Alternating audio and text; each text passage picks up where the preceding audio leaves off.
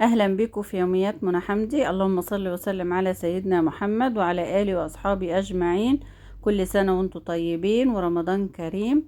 هنعمل مع بعض السوبيا بطريقه سهله جدا احسن من المحلات، لان هي طبعا في البيت وبتبقى نظيفه، وطبعا اللي بنجيبها من بره عمرهم ما هيعملوا يحطوا لها لبن ولا تبقى عمرها بالجوده دي. وما طولش عليكم، قولوا لي طولي يا بنتي يا منى براحتك. هنحط مع بعض كوبايتين لبن، كوبايتين ميه، عشان تبقى مظبوطه، لا هي تبقى خفيفه ولا تقيله. طب هتحطي 3 كوبايات لبن، يبقى هتحطي 3 كوبايات ميه.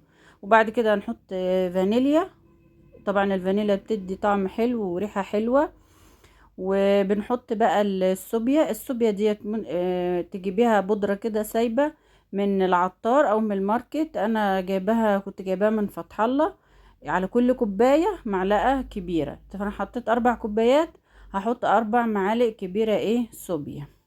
ماشي، ادي 1 2 3 4. ماشي، وادي هي حتة صغننة كده عشان الحبايب. بعد ما حطيت بقى السوبيا، هنحط السكر على حسب ما انتوا بتحبوه، بس هقولك على المظبوط. على كل كوباية معلقتين صغيرين كده، لا هتلاقيها مسكرة قوي ولا عدبة، يعني تبقى مظبوطة. انا عن نفسي بحب الحاجة تبقى مظبوطة، تبقاش معسلة قوي، تخلي الواحد كده يجزع منها. وبعد كده بنضربها في الخلاط،